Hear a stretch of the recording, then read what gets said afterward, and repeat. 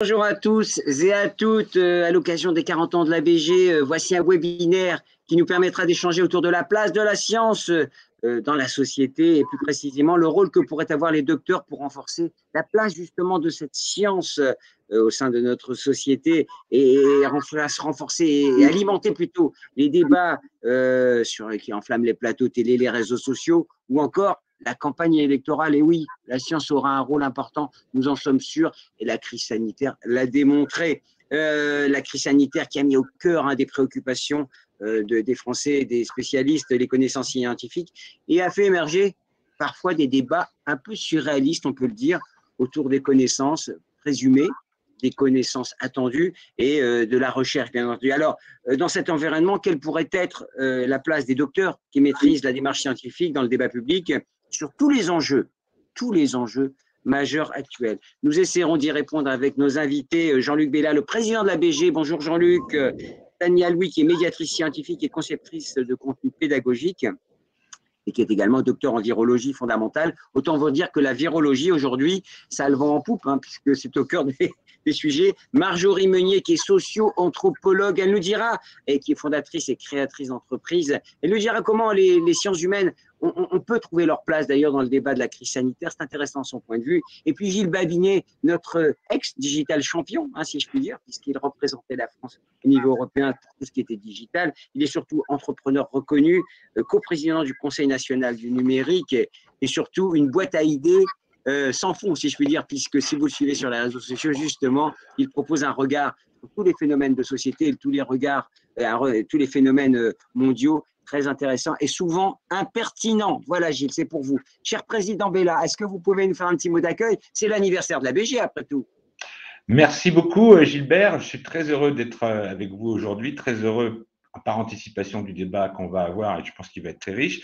Effectivement, c'est les 40 ans de la BG. Enfin, on triche un peu, c'était en 2020 les 40 ans de la BG, mais on a comme beaucoup décalé cette manifestation. Donc la BG, l'association Bernard Grégory, qui accompagne les docteurs, les encadrants de docteurs et les doctorants, bien sûr, notamment dans leur insertion professionnelle et les aider. Et c'est un chantier important en France, puisque même s'il y a une activité doctorale importante, elle est moins intense que dans d'autres pays, alors que c'est un élément clé pour le développement, je pense, de la société au sens large, pas simplement des personnes concernées, et de la place de la science dans la société. Donc, c'est l'objet de notre webinaire aujourd'hui, auquel je suis très heureux de participer, Gilbert.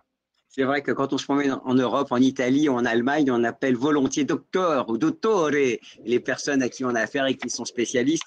C'est bien pour rappeler ce que vous disiez, cher président, que évidemment la science et les scientifiques ont leur place. Alors, une première question pour vous tous. Jean-Luc, gardez la balle au bon, si je puis dire. Vous me disiez, quand on préparait cette table ronde, au fond, la place de la science, si je compare quelques années avant, avec quelques années avant, s'est évaporée au fil du temps.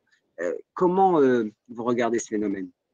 Oui, c'est un phénomène, je trouve, préoccupant. Alors moi, je fais la différence entre la science et le progrès. Donc le progrès, on peut le questionner sur ses objets, mais c'est pas l'objet de notre discussion d'aujourd'hui. On pourra en parler.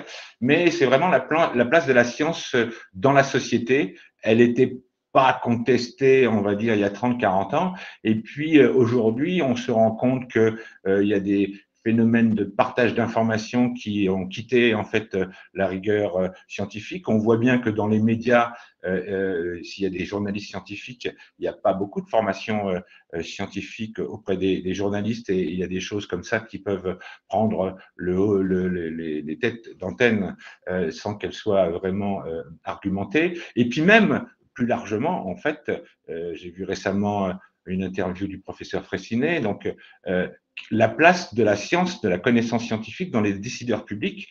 En France, on est un pays où les décideurs publics ont, dans leur grande majorité, peu de formation scientifique.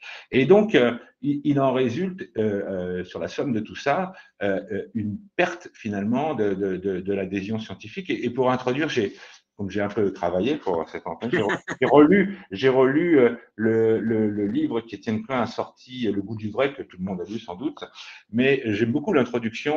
Et donc, pour remettre dans le contexte, c'était en avril 2020, donc on se situe il y a un peu plus d'un an. Et donc, il démarre comme ça le 5 avril dernier, donc avril 2020, alors qu'aucune étude thérapeutique n'avait encore eu le temps d'aboutir. Le Parisien, le journal, publiait les résultats d'un sondage abracadabrantesque, selon ces mots, à la question « D'après vous, tel médicament est-il efficace contre le coronavirus ?» 59% des personnes interrogées répondaient oui, 20% non, seuls 21% des sondés déclaraient qu'ils ne savaient pas. L'immense majorité, donc 80%, affirmaient donc savoir ce que personne ne savait encore. Et c'est ça vraiment qu'il faut remettre, je pense, dans la réflexion, la démarche scientifique qui est portée par l'analyse, le doute, le partage avec ses pairs, le fait d'ouvrir les connaissances pour qu'elles soient challengées, c'est ça qu'il faut restructurer, je pense, dans la société pour collectivement aider au choix. Et aujourd'hui, on est face à un grand nombre de ruptures climatiques, sociologiques, économiques, etc., pour lesquelles la science a un rôle important. Et ça me paraît fondamental de re-questionner ce sujet aujourd'hui. Et puis, on pourra parler après, de la place des docteurs dans la société par rapport à ça. Je pense que… c'est en creux, hein, de toute façon. Voilà. C'est en creux de toutes nos interrogations. Jean-Luc, je passe la parole à Tania. Tania, dites-nous cette question. Vous avez ce sentiment que… Alors, vous essayez de vulgariser, si je puis me permettre l'expression, les sciences et la recherche et j'allais dire, les grandes inventions, on va dire, ou les grands chantiers de recherche. Est-ce que justement, vous avez ce sentiment qu'on a perdu un peu ce sens de cette quête de sens sur la recherche, justement, ce que disait Jean-Luc? Je suis peut-être un peu jeune pour dire si on l'a perdu, mais j'ai pas la sensation qu'on l'ait beaucoup eu avant. En fait, si on regarde historiquement, il y a eu toute une période, en gros, avant la Seconde Guerre mondiale, où la science était très présente, mais comme source d'émerveillement et un objet qui faisait très envie. Il y a eu une période après la bombe atomique où la science était plutôt une source d'inquiétude.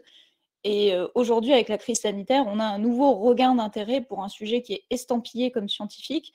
Mais en fait, les sciences sont toujours là en filigrane et j'ai pas la sensation que leur traitement ait beaucoup changé sur les dernières décennies, dans le sens où, en fait, les résultats scientifiques sont d'un côté, le traitement médiatique et politique qui prend beaucoup de place est de l'autre, et il n'y a pas forcément de dialogue efficace entre les deux. Mais je suis pas sûre qu'il y ait eu un vrai changement, en fait. Donc, vous dites que finalement, la science n'a jamais eu la place qu'elle méritait. En tout cas, si on considère la science comme les données factuelles, oui, en effet. Alors, pas d'évaporation, mais une situation que vous déplorez. Marjorie, même question pour vous. Est-ce que vous ressentez ça? Alors, vous avez toutes les qualités. Vous êtes chercheuse, docteur, entrepreneur, donc, vous contribuez à l'économie réelle et vous intervenez dans les entreprises. Bonjour. Alors, peut-être pas toutes les qualités non plus. Non, les qualités professionnelles. Hein. Après, je ne sais pas mesurer votre travail et la qualité. Je ne serais pas à même d'évaluer. Je voudrais rebondir par rapport à ce que disait Jean-Luc Bella, parce que en fait, ces histoires de sondages qu'on entend dans les médias régulièrement qui n'ont aucun sens, ça discrédite complètement la démarche, en fait. Après, les gens se disent logiquement que les sondages, c'est complètement idiot et que ils ne comprennent pas du tout la démarche qu'il y a derrière, parce que nous, en sciences humaines, en sociologie notamment, la première chose qu'on apprend, c'est comment on fait un sondage, comment ça se passe quand on fait un questionnaire, pour qu'il y ait une démarche derrière qui ait un sens, qui soit pour produire de la donnée et des résultats qui soient valides, viables d'une certaine manière. Et là, on se retrouve avec des idées de… Enfin, c'est terrible, ces sondages qu'on voit partout. Parce que après les gens nous disent bah oui mais les sondages forcément bah non ça n'a aucun intérêt, alors qu'en fait bien sûr quand c'est bien fait c'est beaucoup plus c'est intéressant, ça peut apporter des choses intéressantes au débat et en entreprise on le voit aussi parce qu'ils font beaucoup de choses parfois pour questionner les salariés et tout ça, et en fait s'il n'y a pas la démarche derrière qui est une démarche plutôt scientifique. Alors après, quand c'est dans les entreprises, c'est un peu plus compliqué, mais en tout cas, une démarche vraiment pour qu'il y ait un résultat fiable, c'est sûr que ça ne peut pas ça peut pas donner confiance aux gens, tout simplement. Et c'est ça aussi le problème, c'est qu'il y a des discours dans tous les sens qui finalement, les gens ne s'y retrouvent plus, et c'est tout à fait logique. Il va y avoir des difficultés aussi, puisque les chercheurs eux-mêmes, parfois, et vous voyez très bien à qui je pense, contribuent à obscurcir le débat avec des prises de position à la porte-pièce, Marseille contre Paris, ou, voyez ce que je veux dire, des propos qui n'ont rien à voir avec le sujet. Gilles, quand on a préparé cette table ronde, vous me disiez la place de la science, oui, elle s'est évaporée, mais le statut du chercheur lui-même, il s'est dégradé. Oui, je crois que, alors moi j'ai peut-être une vision qui est un peu plus, qui consiste à comparer finalement les grands pays européens de par mes activités passées que vous avez évoquées.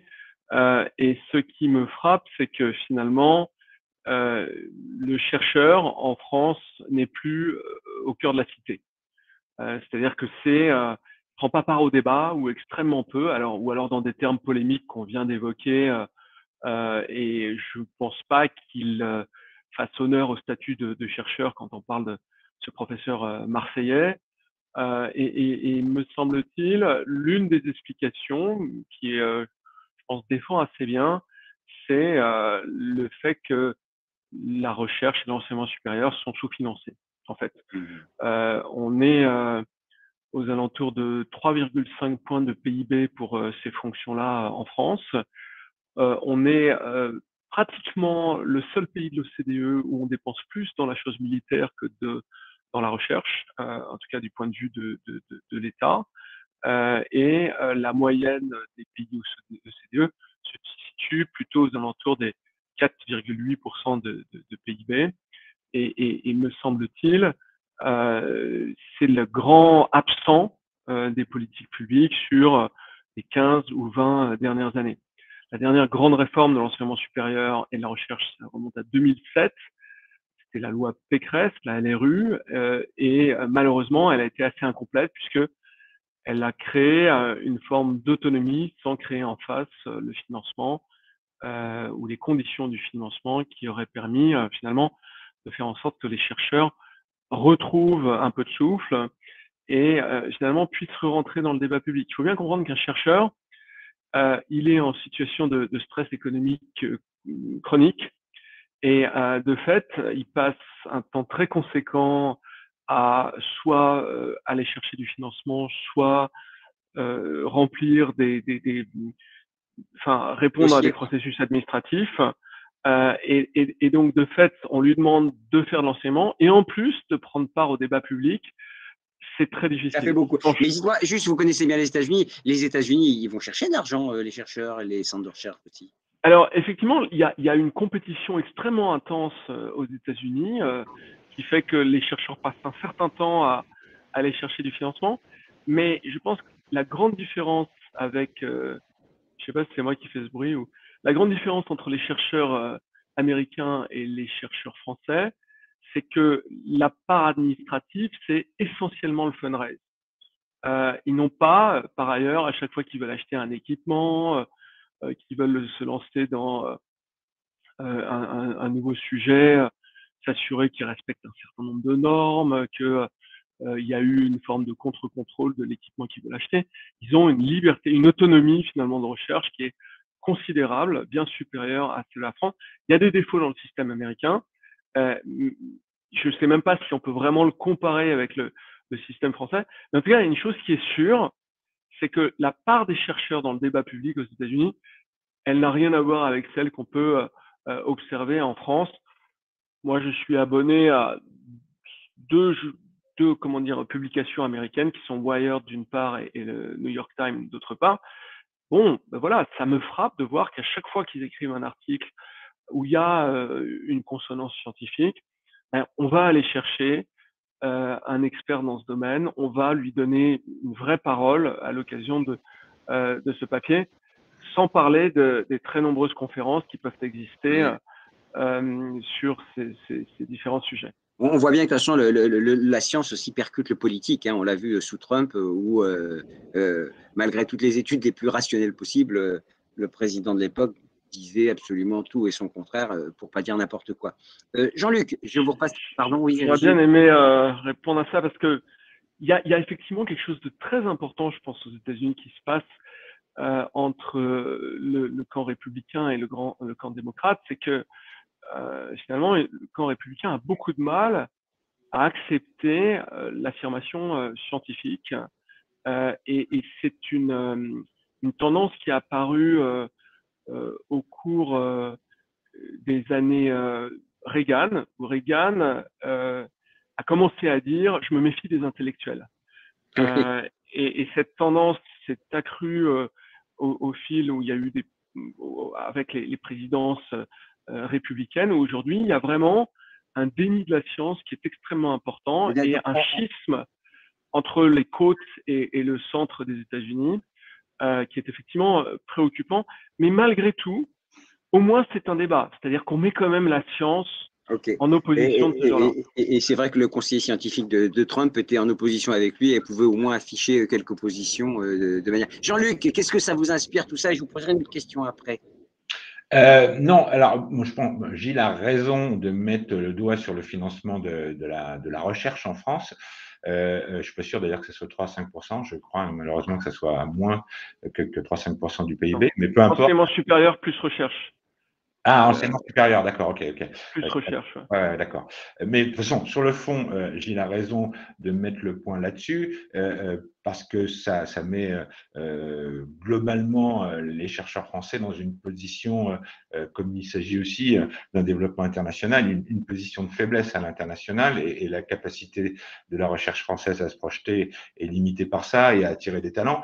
Mais je ne crois pas que ce soit la seule raison quand même de la place de la science dans la société. Moi, je crois aussi que voilà, il y a le questionnement des médias. Tout à l'heure, ce que disait Marjorie sur l'utilisation de toutes sortes de sondages dans tous les sens, qui fait que ça paraît anodin, mais en fait, on met sur le même poids des choses qui n'ont finalement aucune base d'analyse, avec des choses plus consistantes et avec un processus scientifique plus abouti. Mais je reviens aussi sur la place de la connaissance scientifique au sein du personnel politique, et même sur les instances établies. Quand l'Académie des sciences, par exemple, produit un rapport, ça a des fois 100 fois moins d'écho que finalement une petite organisation qui a un objectif bien précis et qui annonce quelque chose. Est-ce que, on a compris, Jean-Luc, est-ce que je peux vous poser une petite question? Au fond, alors la BG a son existence, et au fond, est-ce qu'on n'attendrait pas beaucoup plus, puisque c'est le cœur de la question et de cette conférence, plus des chercheurs? Et quand j'en parlais avec Tania et Marjorie aussi en préparant, finalement elles m'ont dit mais on n'est pas préparé. Hein, les chercheurs, cette fonction de communication, elle n'est pas assumée pleinement, parce qu'il peut y avoir effectivement des questions de recherche de fond, il peut y avoir aussi de l'impréparation ou de la méconnaissance. Qu'est-ce que vous en pensez? Alors, elles ont raison, elles ont tort. Enfin, j'ose pas dire qu'elles ont tort, mais elles ont raison, parce que globalement, effectivement, les chercheurs français sont pas préparés.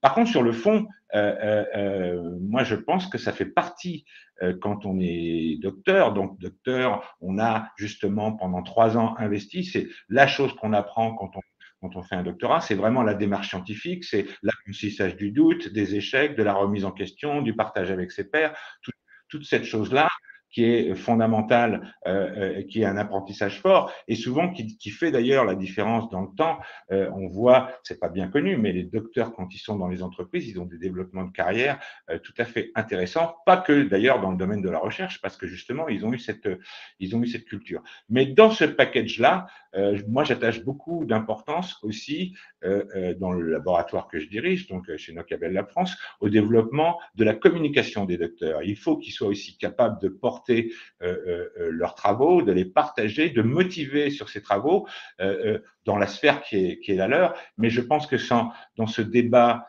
sur la place de la science des docteurs, il faut évidemment, je pense qu'il faut que les scientifiques haussent plus le ton, si je puis dire. Il ne s'agit pas qu'ils tombent dans les travers des autres, c'est-à-dire d'aller parler, moi si je ne vais pas parler des vaccins, j'y connais rien, je suis un physicien, mais par contre, je pense que les scientifiques ont un rôle à jouer sur le partage de la démarche scientifique. C'est d'expliquer que ça, par exemple, bon, ben c'est pas crédible, ça ne marche pas comme ça, et ça, ce débat-là n'existe pas. Cette prise de parole-là n'existe pas, et je pense qu'il faut inciter, et je conclue là-dessus, Gilbert, plus les scientifiques, les docteurs en particulier, comme le font très bien Tania et Marjorie, je pense que c'est aussi pour ça qu'elles sont là, mais à aller dans ce débat public, c'est hyper important de parler, d'expliquer si on n'est pas expert sur un domaine, mais en quoi cette démarche est questionnable, ça fait partie de ce que peuvent faire les scientifiques et les docteurs. Tania, justement, hein, vous me disiez, hein, d'un point de vue général, que peut apporter un chercheur? Eh bien, c'est la crédibilité et la compétence. C'est déjà pas mal. C'est déjà beaucoup. En fait, je pense que c'est peut-être important de préciser dans cette discussion qu'on est en train d'avoir que les docteurs et les personnels de recherche en général sont un des acteurs de l'écosystème de diffusion des informations scientifiques et que si on veut avoir des actions coordonnées efficaces, il faut penser vraiment à l'échelle de l'entièreté de cet écosystème dont font partie les médiateurs, les centres de sciences, un certain nombre d'associations et les enseignants qu'on a tendance à un peu trop oublier, mais qui sont les premiers diffuseurs de sciences en France. Et donc, le chercheur, dans cet écosystème-là, qu'est-ce qu'il apporte qui lui est spécifique? Il apporte ses compétences, ses connaissances techniques et ses connaissances méthodologiques, hein, comme ça vient d'être évoqué. Et il apporte aussi sa crédibilité, c'est une figure d'autorité, le chercheur, l'expert, ce qui va avec une certaine responsabilité. Hein, quand on intervient en tant que chercheur, on se doit d'être rigoureux, on se doit de s'en tenir à son domaine d'expertise, etc., etc. Mais je voulais aussi rebondir sur un point qui est qu'il y a une vraie différence entre participer au débat public de façon générale, par exemple en donnant des conférences, en participant à des tables rondes, etc., et intervenir dans les médias. Moi, diffuser la science, c'est mon métier, hein, je fais ça depuis plus de 5 ans, depuis que j'ai arrêté la recherche, en fait. Je suis intervenue sur beaucoup de formats, mais j'étais pas du tout prête aux sollicitations médiatiques que j'ai reçues début 2020 en tant que virologue, parce que s'exprimer dans les médias sur un sujet d'actualité, c'est vraiment un exercice particulier, et c'est un exercice auquel, globalement, personne n'est formé. On se retrouve toujours projeté sur le tas. Et là-dessus, la formation des docteurs, à mon avis, n'est pas assez développée parce que, bon, et la formation de tout le monde, mais on parle des docteurs aujourd'hui, donc concentrons-nous sur les docteurs. Communiquer un sujet sur lequel on est à l'aise face à une audience bienveillante et à l'écoute, c'est une chose. Intervenir dans un média où on va avoir des interventions qui font 45 secondes maximum, et encore, je suis généreuse, hein. Moi, j'ai déjà participé à une interview pour un JT où 7 secondes ont été gardées, donc c'est un petit défi. Et on ne sait pas quelles 7 secondes au départ quand on parle. Sur un sujet qui est controversé, qui va susciter des réponses parfois très violentes, hein. Là, sur la crise sanitaire, on l'a bien vu, les personnes qui se sont exprimées sur certains sujets, comme l'hydroxychloroquine, ont été violemment attaquées, y compris des chercheurs qui s'étaient exprimés en tant que chercheurs en faisant une méta-analyse et qui ont reçu des menaces de mort et des appels à 2 heures du matin à leur domicile. Donc voilà, participer au débat public, ça demande des compétences spécifiques, ça demande une volonté spécifique, et il faut savoir se protéger des retours parfois violents qu'il peut y avoir. Et ça, c'est quelque chose qui, pour l'instant, n'est pas du tout présent dans la formation des chercheurs. Racontez-nous votre exemple. Moi, je trouve ça très intéressant parce que vous avez, justement, pour rebondir à ce que vous disiez, l'exposition d'un seul face à la masse, ça fait flipper. Mais en revanche, quand vous avez lancé Kesa Covid, c'est 100 chercheurs qui sont exprimés au sein d'un collectif. Est-ce que ça, justement, ça a été suivi Oui, alors ça, c'est une des choses que j'ai remarqué. Je serais curieuse d'avoir des données un peu plus précises là-dessus. C'est que pendant la crise sanitaire, il y a beaucoup de collectifs qui se sont montés. Donc moi, j'en avais lancé un le premier jour du confinement. Où, en fait, j'avais posté un tweet simplement en disant s'il y a des chercheurs qui ont du temps libre maintenant que les labos sont fermés et qui veulent aider à diffuser des informations fiables sur la crise sanitaire, manifestez-vous. Et en fait, il y en a tellement qui se sont manifestés que j'ai monté un serveur d'échange pour ce qui est devenu le collectif Kesa Covid, qui regroupait une centaine de chercheurs, de biologistes, plus des médiateurs scientifiques, des designers, des graphistes, etc.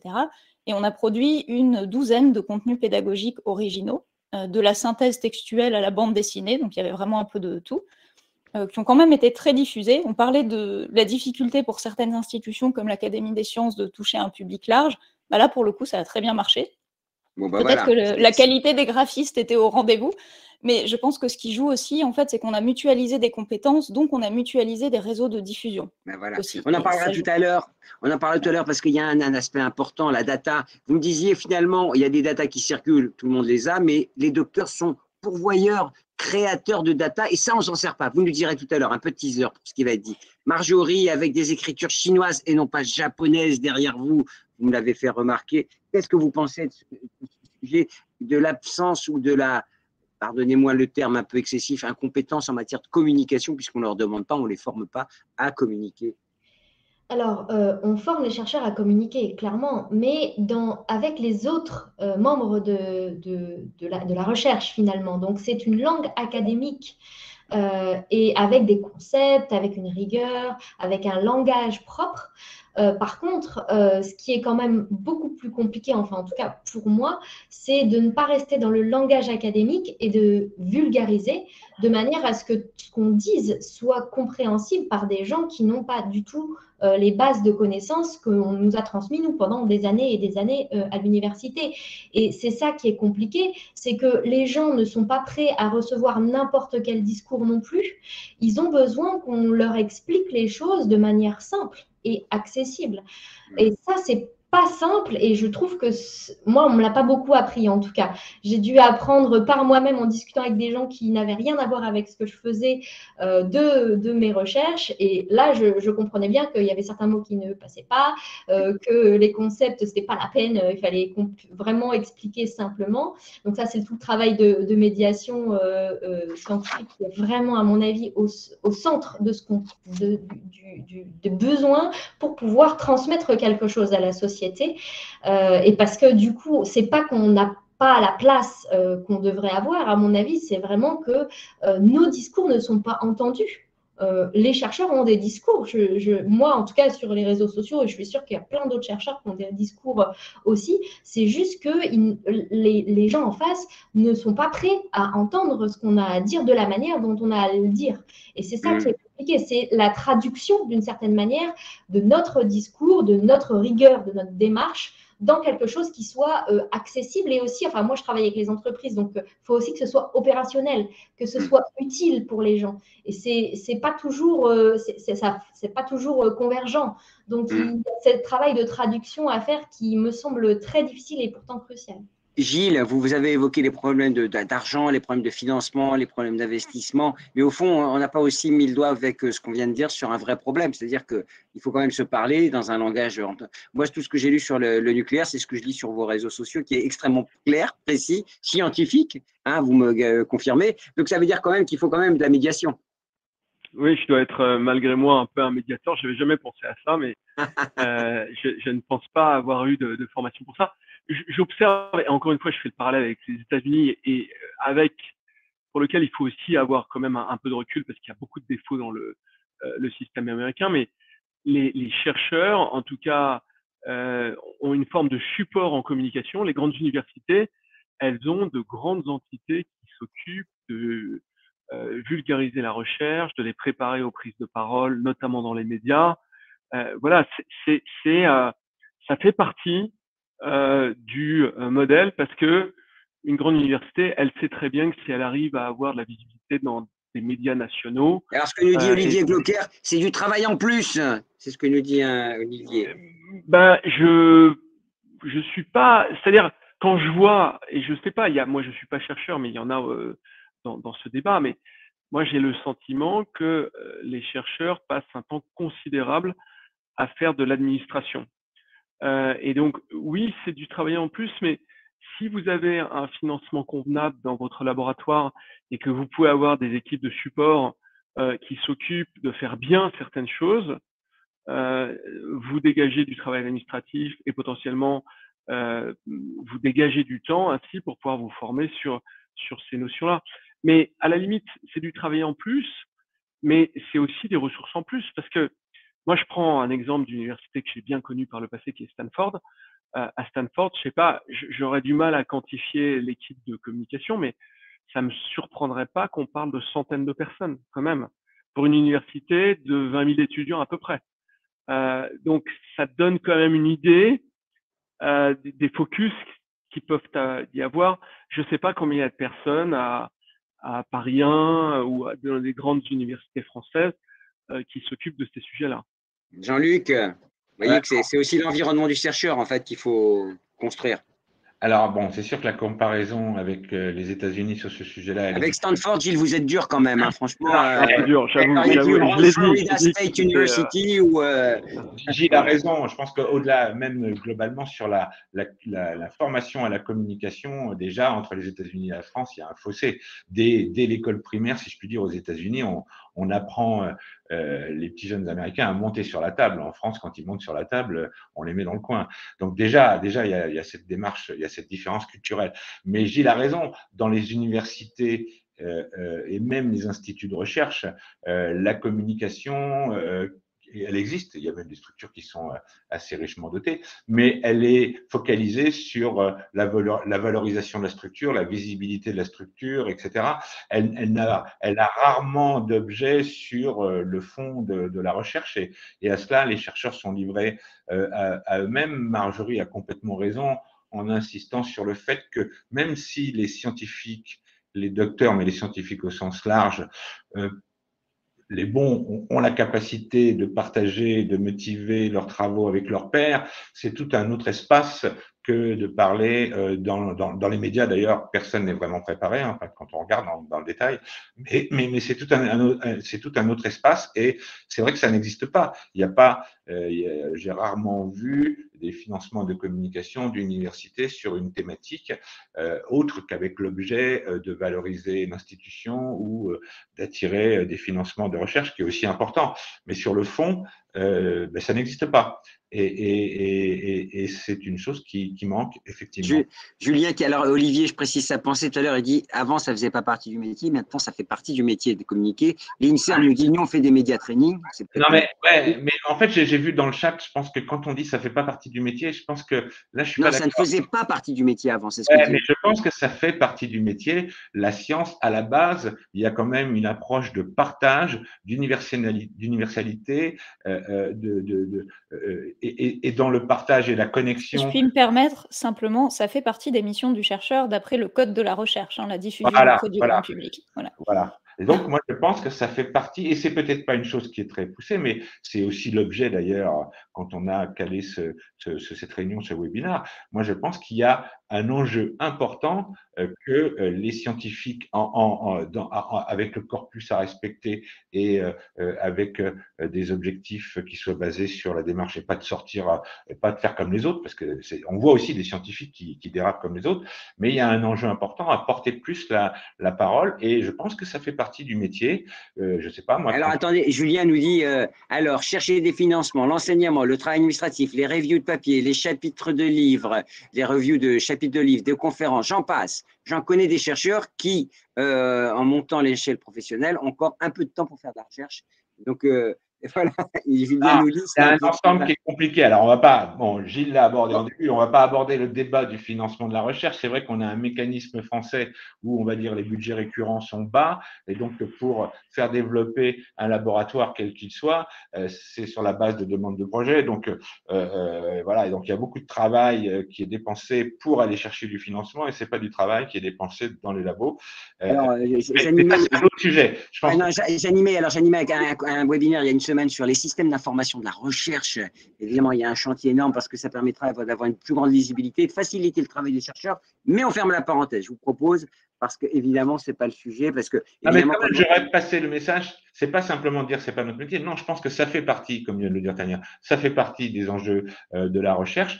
Et ce qui est très important à mes yeux, c'est que c'est de plus en plus important aujourd'hui de parler, d'avoir cette parole de partage sans polémique, structurante. Il faut vraiment habituer le plus grand nombre de gens au moins à cette approche-là, cette compréhension. D'ailleurs, même si, alors moi j'ai remarqué, il y a eu beaucoup de choses délirantes dans la pandémie, on a vu, et Tania nous a dit qu'il y a des moments qui ont été visiblement durs pour ceux qui s'exprimaient, mais en même temps, on a pu constater que, si on regarde un peu sur les différents réseaux sociaux, il y a pour des gens qui ne sont pas chercheurs un apprentissage, et ils commencent à regarder ce que c'est les revues de pairs, ce que c'est, etc. Donc, c'est pas un effort inutile. C'est lent, mais c'est vrai que ça progresse. Tania, je vous repasse la parole parce que vous m'avez dit quelque chose de très intéressant, beaucoup de choses intéressantes, mais il y en a une qui m'intéressait, c'est que quand on parlait des data, vous savez, je vous parlais de Guillaume Rosier, ce jeune ingénieur data scientist qui a compilé, il est juste ingénieur lui, hein, il a compilé les data autour du Covid Tracker, et c'est devenu, on va dire, la référence en matière de data, alors même que vous me disiez, mais au fond, les vrais producteurs de data, ce sont les chercheurs. Et il faudrait qu'on puisse faire ce vecteur de données vers le plus grand public. C'est ça, au fond, un enjeu aussi. Oui, bah, ce qu'on avait discuté avec Guillaume Rosier, c'est que justement le cœur de sa démarche, c'est de rendre accessibles des données qui sont déjà disponibles en open data, mais qui sont disponibles sous forme de bases de données, de tableurs, de choses assez inaccessibles pour des non-spécialistes ou pour des gens qui simplement veulent regarder d'un coup d'œil et pas traiter les données eux-mêmes. Et donc le travail qui a été fait avec Covid Tracker, c'est de transformer ces données accessibles en données facilement compréhensibles avec des graphes, etc. Et les sources sont toujours présentes sur Covid Tracker, donc si vous voulez remonter à l'origine des données, c'est tout à fait faisable. Et c'est une démarche assez militante même de la part de Guillaume, parce que je me souviens qu'il y a eu un moment où, par rapport aux données du nombre de vaccinés, quelque chose comme ça, le gouvernement lui avait proposé de lui transmettre les données pour qu'il puisse faire les graphes, et il a dit qu'il ne ferait pas les graphes tant que les données n'étaient pas en open data. Voilà. Mais au-delà de ça, en fait, globalement, on se rend bien compte dans les débats qu'il y a en ce moment, mais pas que sur la crise sanitaire. Les scientifiques qui travaillent sur le climat ont ce problème-là depuis 10, 15, 20 ans, que dans la discussion générale, ce qui relève des faits est très vite mélangé avec ce qui relève des interprétations et ce qui relève des prises de décision politiques. Un sujet que j'aime bien donner comme exemple, c'est celui du nucléaire, parce que sur le nucléaire, les données sont assez claires. Ne lancez pas Gilles dessus, attention. Non, ça va être très court, mais vous allez comprendre l'idée parce que ça se décline sur toutes les autres thématiques ensuite. Le nucléaire est une énergie qui produit peu de CO2, ça c'est factuel, voire qui n'en produit quasiment pas, voire pas. Mais le nucléaire est une façon de produire de l'énergie qui, en cas d'accident, a des grosses conséquences. Ça, c'est la base factuelle. Et à partir de cette base factuelle, on peut, selon notre système de valeurs, selon nos priorités, décider que le nucléaire est une bonne ou une mauvaise chose. Mais dans les débats en général, cette distinction entre le factuel et le reste est souvent floue. Et le rôle des docteurs et des chercheurs quand ils s'expriment en théorie devrait être de rappeler les faits, de ne pas donner leur avis personnel. En tout cas, à ce moment-là, ils ne s'expriment plus en tant que docteur, ils s'expriment en tant que citoyen, ce qui est tout aussi légitime mais qui doit être clarifié. Et vraiment de remettre les données au centre de la discussion pour dire, attendez, factuellement, on part tous de ça. Ensuite, vous construisez le raisonnement que vous voulez, mais on ne peut pas déformer les données. Et malheureusement, c'est quelque chose qui arrive assez souvent. Quand on regarde des chiffres qui sont jetés un peu n'importe comment, les données sont très très vite déformées dans le débat public pour servir des argumentaires. Ouais, c'est vrai que c'est assez affligeant quand on maîtrise un domaine et qu'on voit des chiffres émerger. Parfois, on ne sait même pas d'où ils sortent, je peux vous avouer. Marjorie, même question pour vous. Le docteur est vecteur de data, vecteur de données. Et c'est au fond ça aussi dont on manque, parce qu'il y a une partie cachée de toutes ces datas qui n'arrivent pas à émerger. Et comme on le disait avec Tania, finalement, on n'a que ce qui est disponible. Oui, alors c'est la même question que tout à l'heure. Finalement, les docteurs ont des données, ils les communiquent par certains canaux, mais ça n'arrive pas au public. Mais après, pourquoi? Est-ce que c'est parce que les docteurs communiquent mal, ou est-ce que c'est parce que où les canaux n'ont pas été créés, ou alors est-ce que c'est encore une troisième hypothèse où finalement c'est les médias qui n'ont pas envie de se coltiner des données qui sont parfois un peu complexes et pas directement compréhensibles comme ça en claquant des doigts. Les sondages, les questionnaires, les données en général, c'est quand même la première chose. On nous apprend à faire attention, à se méfier des chiffres, à se méfier des données, parce que corrélation n'est pas conséquence ou cause. Enfin, c'est des choses qu'on apprend très tôt finalement, nous, dans notre démarche. Mais pour les gens qui n'ont pas fait cette démarche-là, ça ne paraît pas du tout évident. Donc, c'est quelque chose qu'il faut réexpliquer à chaque fois. Les données qui sont produites par la recherche sont peut-être pas directement utilisables par des gens qui n'ont pas fait toute cette démarche-là. Et c'est peut-être ça qui complique un peu les modes de communication. Vous m'avez avoué, moi j'en avais marre de parler à 40 personnes quand je m'étais, on va dire, bien creusé pour faire un papier profond, intéressant, pour savoir qu'il sera très peu lu. En réalité, ça vous dérangeait quand même. Donc, il ne s'agit pas de remettre en cause cela, puisque de toute façon, c'est le sens. Mais en même temps, ça contribue à les questions qu'on se pose aujourd'hui. Alors moi, je ne traitais pas des sujets de biologie, de virologie ou de médecine qui sont très à la mode aujourd'hui. Je traitais de l'économie du taoïsme. Donc, très clairement, il y a peut-être 15 ou 20 personnes qui sont vraiment spécialisées sur ces sujets-là et que ça va intéresser. Donc, quand j'avais produit, j'ai fait une conférence, par exemple, une petite communication pendant ma thèse sur ce sujet-là, vraiment sur des questions un peu complexes qu'il y a derrière. Bon, bah, je savais très bien que ça n'allait parler qu'à quelques personnes. Et ces personnes-là m'ont dit « Oh, c'est extraordinaire et tout ça, c'est super ce que tu as fait ». Moi, j'ai senti que ça ne m'a pas, c'était pas gratifiant pour moi en fait. C'était pas ça. J'ai compris à ce moment-là que c'était pas ça que je voulais faire. C'est très bien que de faire avancer les choses, de faire avancer les réflexions autour de sujets complexes. Tout ça, c'est super. Mais moi, j'avais besoin de plus. J'avais besoin de sentir que j'avais un impact sur cette société parce que pour moi, c'était important de faire avancer certaines choses et en particulier l'économie. C'est pour ça que maintenant, je suis vraiment tournée vers l'économie. Et que du coup, j'avais besoin de parler d'une manière différente et surtout de transcrire ce que j'avais appris à cet endroit-là dans des milieux qui n'avaient absolument rien à voir et qui auraient vraiment profité de la connaissance que j'avais construite moi pendant ma recherche, mais qui n'iront jamais la chercher. Et, ouais. On rappelle que vous avez fait une thèse sur les temples taoïstes. Et ce qui vous a permis de vivre en Chine, et ça devait être une expérience merveilleuse. Et quand on en parlait, parce que moi je vous ai bien entendu poser plein de questions sur comment il s'accommodait du pouvoir chinois, c'est passionnant. Mais c'est pas l'objet de notre débat. On a perdu Jean-Luc qui a juste perdu sa caméra. Il nous entend.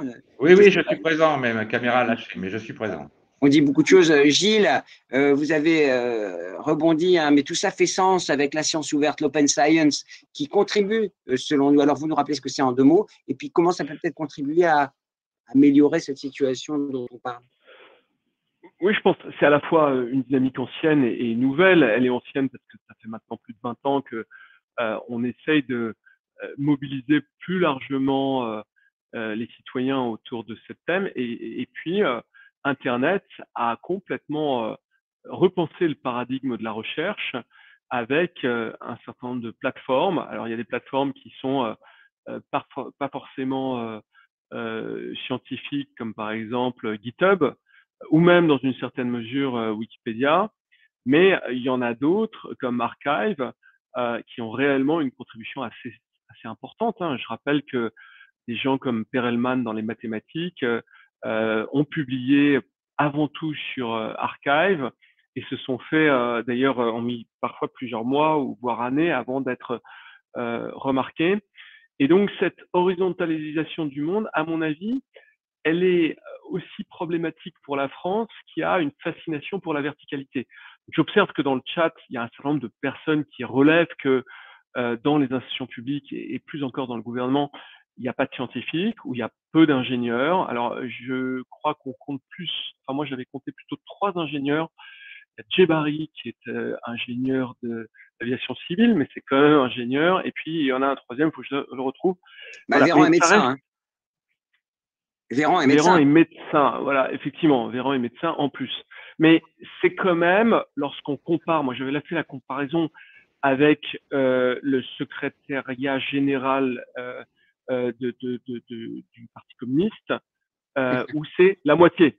Voilà, c'est juste la moitié des gens qui dirigent le pays qui ont une formation scientifique. Et je pense que l'un dans l'autre, cette verticalité et cette incapacité finalement à embarquer la multitude, qui est quand même très caractéristique du jacobinisme français, et puis cette fascination pour la parole, le verbe, et finalement cette négation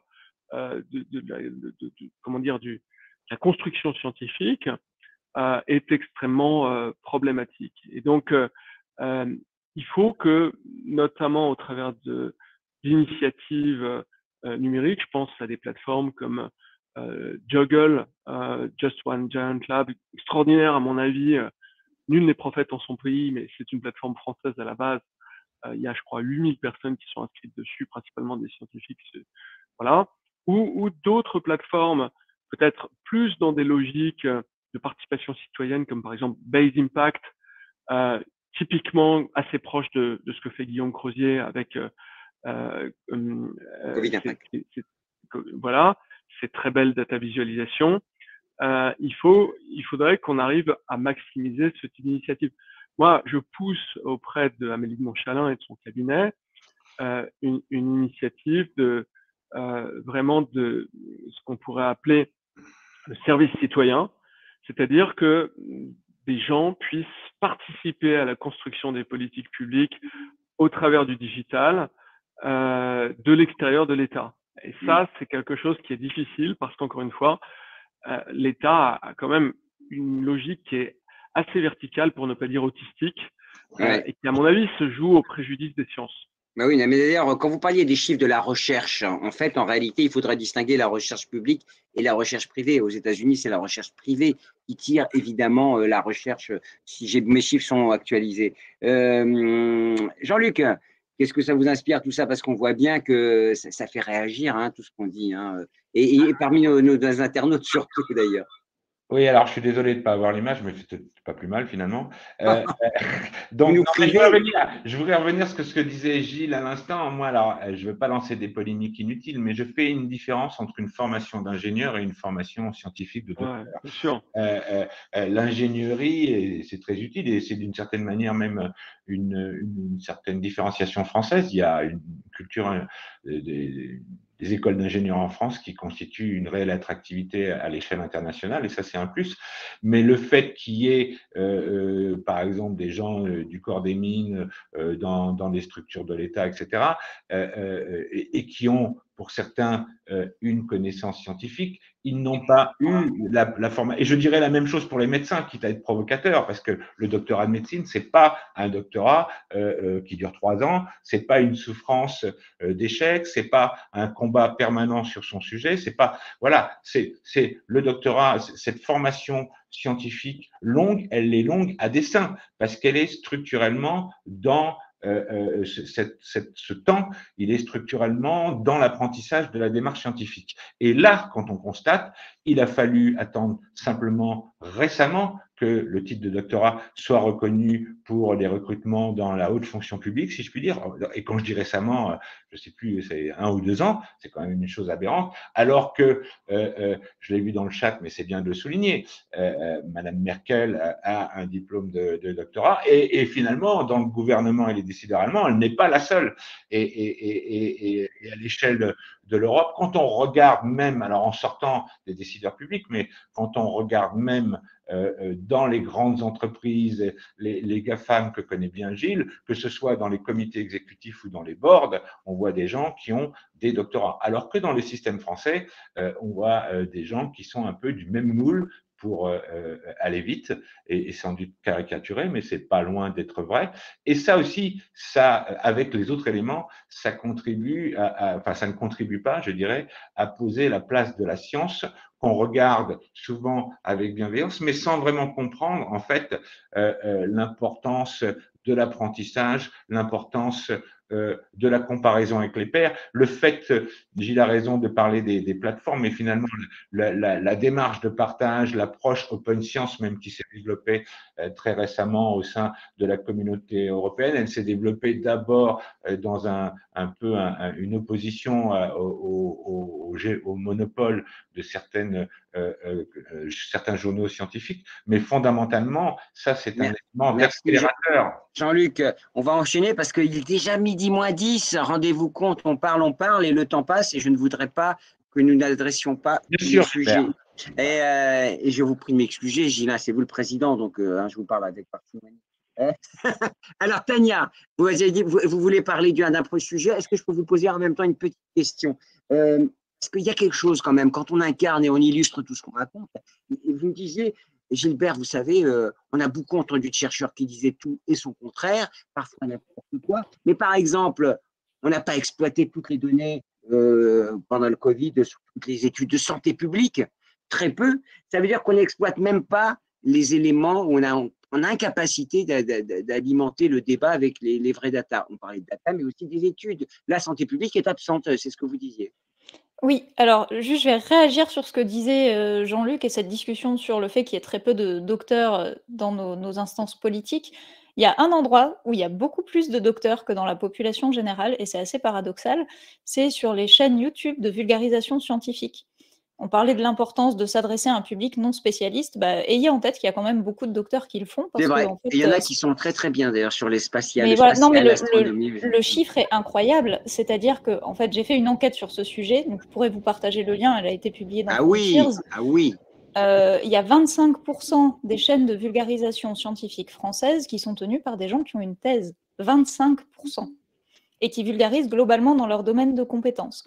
Non, mais c'est intéressant, voilà. Ça rend positif d'ailleurs. Il y a des docteurs assez nombreux qui ont fait ce pas de s'adresser directement au grand public. Et pour certains d'entre eux, par exemple David Louapre sur Science étonnante, Sébastien Carassou sur le Sense of Wonder, Viviane Lalande sur Syllabus, pour certains ça marche très très bien et ils touchent un public énorme. Donc voilà, Internet permet pour eux. Allez-y. Non, mais voilà, Internet permet aussi ça. C'est important de le souligner. Alors dites-moi, répondez à ma question. Par exemple, là, il y a des cloisons qui font que il y a des sortes de plafonds de verre qui font que des sciences n'émergent pas sur des débats aussi capitaux que la santé. C'est-à-dire que la crise sanitaire, pour prendre que cet exemple-là, a beaucoup été adressée par le prisme de l'épidémiologie et de la médecine. Globalement, c'est les deux grandes disciplines. Mais en fait, des questions de santé publique sur comment toucher, par exemple, les populations les plus réfractaires vis-à-vis des autorités médicales pour les impliquer dans des campagnes de vaccination, tout ça, ce sont des choses qui sont documentées par la recherche. On sait ce qui marche, on sait ce qui ne marche pas, et ça n'a pas du tout été utilisé. Et c'est un exemple parmi d'autres, hein, quand on parle, par exemple, de la dépénalisation de tel ou tel produit, mais en fait, il y a des projets de recherche qui ont étudié l'impact de dépénaliser tel ou tel produit sur sa consommation et sur les systèmes financiers qu'il y a derrière. Il y a énormément de choses dans le débat public pour lesquelles les données scientifiques ne sont vraiment jamais convoquées. On pense qu'elles n'existent pas, alors qu'en fait, si. Et là-dessus, Marjorie a sans doute beaucoup à dire, parce qu'en fait, souvent, ce sont les disciplines de sciences humaines et sociales pour lesquelles les données sont complètement absentes du débat. Marjorie, vous avez vu, il y a des remarques. Merci. Alors, on vous demande les liens, vous avez vu, on compte sur vous, vous pouvez répondre directement. Beaucoup de remarques, assez peu de questions finalement, parce que c'est le débat en fait. Quand on est dans la recherche, on aime débattre et parler. Marjorie, finalement, les sciences humaines sont assez peu présentes. C'est aussi, vous le déplorez. Moi, je trouve qu'il y a un vrai problème pour nous. C'est que la science dure est quand même… alors, il y a peut-être deux problèmes. Déjà, la science dure, enfin, entre guillemets, la science exacte est quand même beaucoup plus légitimée dans la société que les sciences humaines. Et souvent, quand même, les sciences humaines sont considérées comme moins… Alors, comment dire ça? Peut-être plus du bon sens. Souvent, on me dit, ah bah oui, c'est du bon sens. Et en fait, c'est vrai en plus, sincèrement, quand je fais des conférences parfois où je vais leur expliquer des mécanismes et des choses, il faut vraiment trouver la manière de montrer qu'en fait, il y a une vraie démarche derrière. Souvent, les expérimentations de psychologie sociale peuvent faire un peu titiller pour montrer qu'effectivement, il y a quand même des mécanismes qui sont inexplicables, enfin qui nous paraissent vraiment étranges au premier abord, mais sinon, quand on parle des sciences humaines, en sociologie, en anthropologie, oui, c'est du bon sens, c'est la réponse que j'ai souvent. Et tout simplement parce que le sociologue, il invente rien, il explique quelque chose qui existe, il met des mots sur quelque chose qui n'est pas forcément formulé ou conscientisé, et du coup, les gens vont dire, ah bah oui, bien sûr. Et il n'y a pas la même légitimité que les sciences exactes. Et donc, clairement, pour moi, c'est vraiment un gros problème, un gros inconvénient des sciences humaines et sociales d'être beaucoup moins légitimes Oui, c'est ce que déplorent nos internautes sur le chat. Et évidemment, c'est vrai alors j'en profite pour dire qu'on nous recommande aussi la lecture d'ouvrages de 75. Sur Joël de Roné ou un article de l'UNESCO qui déjà parlait de ces problématiques, mais vous savez, on n'invente rien, tout se transforme. Gilles, j'aimerais que vous nous donniez un exemple, parce que quand on a préparé aussi cette table ronde, vous me disiez, on oppose souvent des pensées magiques à de la rationalité. On prenait l'exemple du nucléaire, je vous challengeais là-dessus parce que vous en parlez beaucoup, mais ou les fake news, ou les trolls, ou les complotistes. Bref, on a quand même une sorte d'écosystème de l'information un peu compliqué. Ouais, et d'ailleurs, je sais pas si les sciences humaines à cet égard, sont vraiment déclassés par rapport aux sciences dures, parce que les sciences dures, c'est très compliqué aussi, et on peut leur faire dire un peu n'importe quoi. Je pense aux élucubrations que l'on voit, par exemple, à l'égard de la physique quantique, où le côté un peu magique de cela fait que on a quand même des gens qui s'étendent dans la métaphysique de façon assez ouverte. Mais c'est vrai que je suis assez d'accord que en sciences sociales, et moi par exemple, j'ai des amis autour de moi qui travaillent sur les enjeux de l'imaginaire créé à partir de l'époque coloniale de la France. Bon, le sujet est totalement épidermique, et les gens qui ont une parole académique, entre guillemets, finalement, n'ont pas l'ascendant sur des gens qui ont un avis, entre guillemets. Donc, c'est évidemment très compliqué. Et encore une fois, j'en reviens quand même si c'est peut-être un vœu pieux, le terme est probablement un peu impropre, mais à réarmer les vrais scientifiques, c'est-à-dire leur donner des moyens pour pouvoir établir leurs faits, pour pouvoir vulgariser leurs travaux, pour pouvoir faire en sorte qu'ils redeviennent des acteurs au milieu de la cité. Je pense que évidemment Internet a un peu délégitimisé ces scientifiques, parce que moi, Tartampion, finalement, j'ai la même part de voix sur Twitter, voire plus, parce que j'ai plus de followers que la personne qui est vraiment une experte sur ce sujet. Donc cette asymétrie, il faut l'accepter. Mais il y a des pays, dont la France, où c'est encore plus dur, parce que non seulement il y a une part de voix qui est relativisée par la puissance des réseaux sociaux, mais en plus, il y a, le terme est un peu fort, mais une paupérisation des scientifiques qui fait qu'ils n'ont pas le temps de s'en occuper.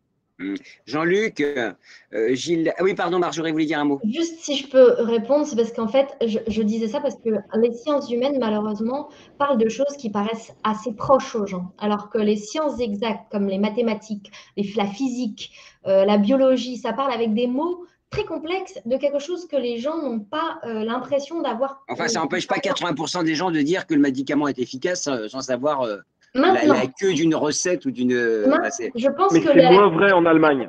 Ça, pardon. Ah oui. Non, je vous en prie, Marjorie, excusez-moi, c'est moi qui vous ai interrompu. Je pense que la crise du Covid a vraiment changé ça en mettant tous ces mots-là dans le débat public au quotidien, qui a acclimaté les gens à ce vocabulaire, alors que les connaissances en sciences humaines paraissent aux gens beaucoup plus proches d'eux. Et une fois qu'ils en ont entendu parler, ils considèrent qu'ils savent. Et c'est du coup beaucoup plus difficile de faire comprendre la complexité qu'il y a derrière que si c'était un savoir qui leur paraissait complexe déjà de base et assez loin d'eux. Je voudrais faire une courte observation, mais il y a des études sur le complotisme et sur le niveau de fake news qui peuvent exister dans les pays. Il y a deux pays qui se distinguent, c'est les États-Unis et la France. Et alors, je fais une tentative rapide d'explication, et qui est partagée par mes amis américains, c'est ces deux pays où on a des régimes présidentiels forts et une verticalisation, me semble-t-il, très excessive du pouvoir. Et c'est aussi deux pays pour travailler avec les différentes cultures qui ont une certaine, on va dire, arrogance sociétale. C'est-à-dire qu'à la fois les Français et les Américains, dans un environnement international, ils se posent, ils sont plus affirmatifs que moi je travaille avec des Allemands, des Japonais, des Finlandais qui sont moins dans la posture, si je puis dire. Enfin, pas dans la posture, mais dans l'affirmation. Ils n'ont pas que des qualités, hein, les Allemands, les Anglais, les Hollandais, aussi ont des défauts. Oh. Non, mais je pense que la remarque de Gilles est pertinente, mais il y a des aspects culturels qui rentrent en compte aussi, je pense. Enfin. Gilles, vous étiez en train de faire quelque chose. Non. Alors oui, juste, est-ce que vous pouvez me rappeler, parce que dans mes notes, j'avais dit aussi, vous m'avez dit en Allemagne, parce que vous parlez beaucoup de l'Allemagne, hein, je suis désolé, mais quand l'Institut Koch donne une direction, ça quand même, ça veut dire quelque chose. Oui, il y a. Vous rappelez ce que c'est l'Institut Koch en deux mots? Alors, c'est un peu l'équivalent de l'Institut Pasteur. Koch, c'était le grand concurrent de Pasteur au tournant du siècle. Effectivement, c'est l'institut auprès duquel Angela Merkel a un peu, c'est leur comité scientifique à eux. Voilà. Et je trouve, mais encore une fois, peut-être qu'il y a des gens qui ont une vision différente ici, que le point de vue de cet institut est plus suivi que notre comité scientifique. On ne conteste pas ces décisions. Il n'y a pas comment dire, une sorte de prééminence de l'exécutif sur les décisions du comité scientifique en Allemagne, et que lorsqu'il s'exprime, il est plus généralement repris dans la presse comme, entre guillemets, la parole scientifique allemande sur ce sujet. Mais, Ouais, en fait, non, mais pardon. c'est juste ce que dit Gilles. Par exemple, même si l'INSERM a été présent, et je pense que ça fait d'une certaine manière son travail, mais c'est pas une voix qu'on a entendue au-dessus des autres. Enfin, je sais pas si Tania est d'accord ou pas avec moi, mais le parallèle est intéressant, quoi. Oui, moi, Tania. mon ressenti en France, c'est que on a un conseil scientifique qui a un peu évolué depuis le début, qui a été enrichi par des membres d'autres disciplines, qui rend des rapports et qui sont globalement très accessibles. Les rapports sont pensés pour être compris par des non-spécialistes. Il y a des sources pour les gens qui veulent aller plus loin. Moi, je pense que je les ai tous lus et je les trouve vraiment très bien. Et en fait, il y a une énorme instrumentalisation politique du conseil scientifique, c'est-à-dire que quand les recommandations vont dans le sens de ce que les décideurs ont envie de faire, on dit qu'on s'appuie sur le conseil scientifique et qu'on suit le conseil scientifique. Quand les recommandations ne vont pas dans le sens de ce que l'exécutif a décidé de faire, le conseil scientifique n'existe plus. Au point que les avis qui sont censés être publiés de façon rapide, c'est imposé par la loi, sont parfois publiés avec 1 mois et demi de retard. Étrangement. Oui, non, mais attention, c'est pas la Cour des comptes. Tania, vous parlez de quel conseil scientifique? Le conseil scientifique qui a été mis en place là dans le. Oui. Ok. Ouais. Non, mais de toute façon, on est spécialiste pour parfois faire durer la publication de certains rapports qui ne vont pas dans le sens. Cela dit, vous n'êtes pas sans ignorer, comme le chef des armées, c'est un civil, généralement, c'est le président de la République, le contre-pouvoir peut être intéressant aussi. Il ne faut pas, évidemment, vous imaginez les conséquences de fermer à double tour un confinement complet sur l'économie. Gilles, qui est entrepreneur, Marjorie également, ça a des conséquences qu'il faut évidemment éclairés, qui doivent éclairer. Non, mais je crois que Tania ne dit pas que. Alors, je pense qu'elle. Oui, il ne faut pas que les scientifiques prennent le pouvoir. Ils sont à leur place. C'est pas ce que dit Tania. Voilà, c'est pas ce que dit Tania. Je pense non, mais c'est pas ce que j'ai compris. Mais voilà, c'était pour. C'est vrai que moi, j'ai beaucoup croisé de politiques. Ils sont tiraillés. Ils sont pas à dire les scientifiques nous emmerdent, en gros. C'est plutôt essayer de trouver un compromis parce qu'il y a un équilibre social Mais justement, les rapports du conseil scientifique sont très bien faits en ce sens, parce qu'ils disent souvent, nous, on est consultés sur ce point-là, mais on sait bien qu'il y a aussi tel et tel aspect à prendre en compte. Mais en termes de médecine, voilà ce que disent les données. Jean-Luc, on voit qu'on a un problème. Si on reboucle avec la question initiale, parce qu'on va me dire, mais Monsieur Azoulay, on parlait des docteurs et comment ils peuvent faire la promotion des résultats de la recherche, il y a un sujet de communication. Non, il y a un sujet de communication. Moi, je répète ce que je dis. Je pense qu'il faut s'impliquer plus dans la communication. Il faut s'impliquer dans le débat. J'entends bien que c'est du travail en plus, mais ça fait partie des choses. Et en fait, il y a même une urgence parce que moi, je dis souvent, et Gilles connaît, c'est très bien ce que je dis, ça fait 10-15 ans que je dis qu'il y a des ruptures très importantes à l'échelle du monde, le climat, la mobilité, l'urbanisation, et que souvent de la France, ces ruptures, quand j'en parlais, on disait, bon, voilà, de quoi il parle, c'était pas très senti. Et la pandémie, qui a beaucoup de défauts, mais a eu une qualité, c'est-à-dire que ces ruptures, certains les ont vues. Ils ont vu qu'ils ont travaillé différemment, qu'ils vont travailler, et ça va. Il n'y a pas de retour en arrière. Il ne faut pas croire qu'on va remplir les tours de la Défense en 2023 ou 2022, j'espère, parce que il y a beaucoup de le climat. Là, on est dans une phase où l'urgence est absolue. Les industries automobiles qui pensaient rester avec des moteurs précédents jusqu'à 2035, etc., sont dans l'urgence absolue, puisque maintenant la barrière, c'est 2030. Et donc, toutes ces ruptures font que déjà, il doit y avoir une démarche forte de l'innovation, d'accompagnement de nos sociétés, et celle-ci doit se baser vraiment sur une place de la science. Après, on définit collectivement quel est le progrès qu'on veut, et c'est pas le même qu'il y a 20 ans, c'est pas le même qu'il y a 5 ans, vers quoi on se dirige, mais il faut le faire, et c'est là où le débat de la science est critique, à mon sens. et il y a un challenge particulier en France. Je rebondis justement parce qu'il y a une question qui vient de tomber. Merci pour ce débat. Alors, merci à vous, hein, Pauline. Mais on clive docteur-ingénieur. Et au fond, c'était le sens de ma dernière question. Non, on ne clive pas docteur-ingénieur. Ce n'est pas ce que j'ai voulu dire tout à l'heure. Non, mais je vous dis ce qu'elle a dit, Pauline. Hein. Moi, je ne vous dis rien. Non, je ne crois pas. Moi, je travaille avec l'ensemble des populations, les deux. C'est pas. Mais bien sûr, chez Nokia, on travaille avec tout le monde. Alors, une question. Est-ce qu'au fond, et Gilles comprendra ma question, les startups, l'innovation, cet écosystème foisonnant de sciences, de technologies, c'est pas ça au fond qui va nous aider à faire émerger ce débat scientifique? Je vous soumets cette question, Gilles. Oui, alors effectivement, là, moi, je viens de rendre un rapport à l'Institut Montaigne sur l'écosystème de start-up français. Une chose quand même qu'on a vue, c'est qu'il y avait moins de start-up qu'on appelle de deep tech, c'est-à-dire qui sont au croisement de la science fondamentale et de la science appliquée en France qu'ailleurs. Et donc ça, c'est, je pense, l'un des points que je visais quand je disais qu'on sous-finançait la recherche là-dessus. Mais je pense effectivement, Gilbert, c'est tout à fait exact. C'est ce genre de choses qui font que la science est présente dans la société. Si je prends les 3 pays qui ont des parts de recherche extrêmement élevées, Israël, la Corée et le Japon, tous les 3 au-dessus de 4% aujourd'hui. Israël étant le pays où la part de recherche est la plus élevée sur le PIB. Et, enfin, moi, il se trouve que j'y vais plus tellement depuis quelques années, mais j'y suis quand même allé beaucoup, assez souvent. C'est impressionnant de voir à quel point la science fait partie du débat public. C'est-à-dire que on se retrouve, je sais pas, au café avec quelques amis et il y en a pratiquement toujours un.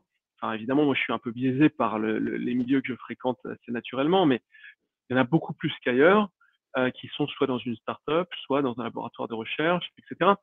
Et je pense que ça crée une société dont les fondamentaux.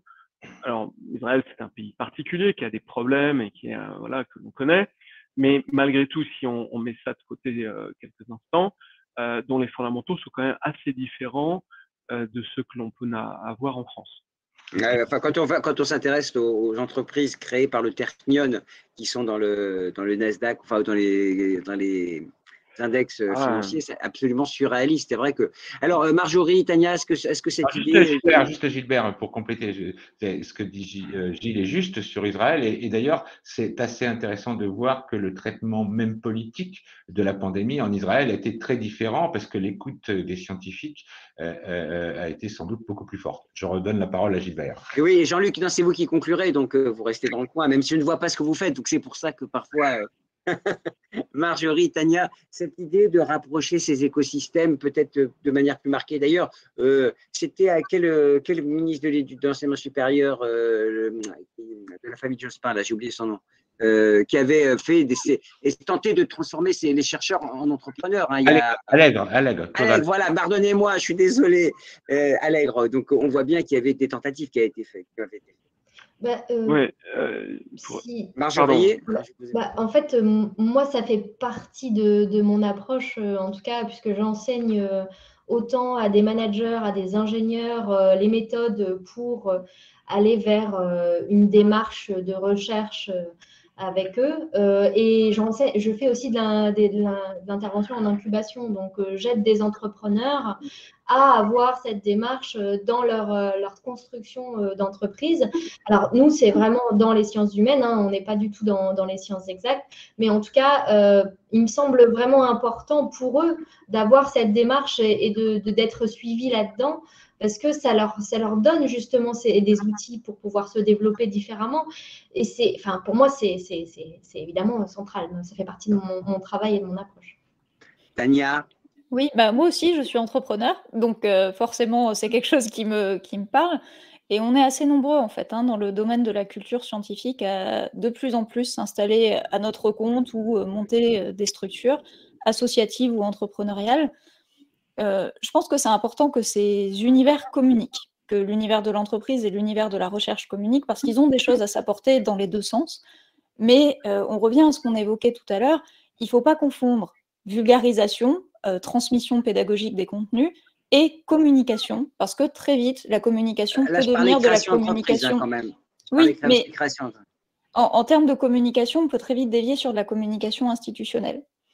Et du coup, chaque acteur a forcément ses objectifs et une entreprise, a priori, a des objectifs commerciaux et financiers, alors qu'une association va plutôt avoir un objectif désintéressé financièrement. Donc, voilà, c'est important que tous les acteurs de l'écosystème communiquent et il y a un lien entre les entreprises et la recherche, mais chacun a ses objectifs et il ne faut pas non plus penser… Moi, je suis assez heurtée, en fait, pour être honnête, par les discours qui consistent à dire que tous les chercheurs sont des entrepreneurs en puissance. Parce que la logique et la motivation personnelle que j'avais pour faire de la recherche était clairement incompatible avec un modèle entrepreneurial. Il faut que ce soit dans le dispositif proposé. Gilles, et d'ailleurs, Tania a raison, tous les chercheurs ne sont pas des entrepreneurs. Non, mais ce n'est pas l'objectif. Mais même, il y a de la recherche là-dessus qui est très très claire sur le fait que ça ne marche pas. C'est-à-dire que lorsque vous prenez un chercheur, vous en faites un CEO, le taux d'échec est très élevé. Le modèle qui fonctionne, c'est le modèle Perthion, où vous prenez un chercheur et vous lui créez un environnement de quelqu'un qui a déjà été entrepreneur, généralement. J'ai rencontré le patron de cet incubateur du Perthion et qui va faire un couple avec le chercheur, qui va emmener l'idée extrêmement loin. C'est un modèle qui, à mon avis, devient un petit peu le modèle référent dans le monde anglo-saxon, à Cambridge, probablement dans un certain nombre d'universités, par exemple en Suisse, à l'Université Polytechnique de Lausanne, c'est aussi le modèle référent. Ouais. Laurent nous dit, gardons espoir, le premier algorithme de démonstration mathématique de l'humanité est un Français. Et puis, alors, Alain Hertrand en 35, alors Alain Commerer, programmation logique en 72, enfin bref, gardons espoir, et gardons espoir parce que le génie français va s'exporter avec Gilles, qui part aussi bien en Afrique qu'aux États-Unis pour enseigner, donc ça veut dire qu'on a encore pas mal de choses à partager. Gilles, vous partez bientôt? Je pars dans une semaine. Bah écoutez, on vous souhaite C'est des avions d'école. C'est des avions d'école. C'est des avions d'école. Et en tout cas, porter la parole française haut et fort. Merci beaucoup. Jean-Luc, c'est à vous que revient le privilège, enfin l'honneur de conclure cette table ronde et peut-être de dégager les grandes pistes que nous avons abordées avec Marjorie, Tania et Gilles. Merci beaucoup. Alors encore désolé pour ma caméra. Merci beaucoup à Marjorie et Tania que je ne connaissais pas et dont j'ai été ravi de faire la connaissance et l'échange. Un grand merci à Gilles que je connais depuis longtemps d'être venu malgré les nombreuses sollicitations que j'ai avec lui, mais à chaque fois c'est un plaisir d'échanger. Et merci Gilbert à vous pour l'animation de ce débat. Je voudrais aussi remercier les entreprises et les structures qui ont accompagné la BG dans les 40 ans, Total Energy, ST Microelectronics, EDF, Valeo, Michelin et le CEA qui ont donc aidé aux différents événements de ces 40 ans. Remercier bien sûr l'équipe des permanents de la BG sous la direction, avec la direction de Vincent Mignotte, une équipe très active. N'hésitez pas à les solliciter, qui est très présente sur les formations pour les doctorants, les encadrants de doctorants, et maintenant qui est aussi visible récemment dans une enquête des Échos pour les recrutements de docteurs, dont on est très fiers à la BG. Et je pense que aujourd'hui, on a une tension sur les compétences. Il y a un paradoxe en France, il y a quand même encore un taux de chômage élevé, mais il y a des compétences qui sont en tension très forte. Et je pense que dans les entreprises avec les transformations dont on parlait tout à l'heure, il va y avoir un besoin important de recruter des expertises, de l'ingénierie, mais aussi des expertises scientifiques. Et il n'y a pas finalement de cabinet de structure très pointue pour recruter avec la connaissance des spécialités les docteurs. Donc la BG rajoute cette corde à son arc. Et donc moi j'ai été très ravi vraiment de ce débat. On aurait pu discuter 5 heures, 6 heures.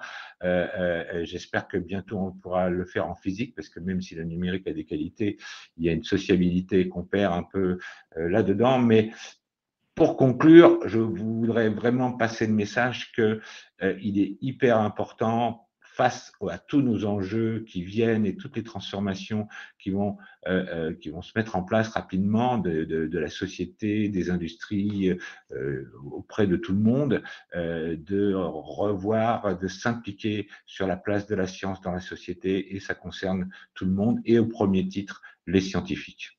Voilà. Deux personnes posent la même question. Gilles, si vous parliez du Tertnion, hein, pour Samy et Sophie, je précise, hein, c'est le Tertnion en Israël, l'université technologique. Haïfa, ouais. Haïfa, oui.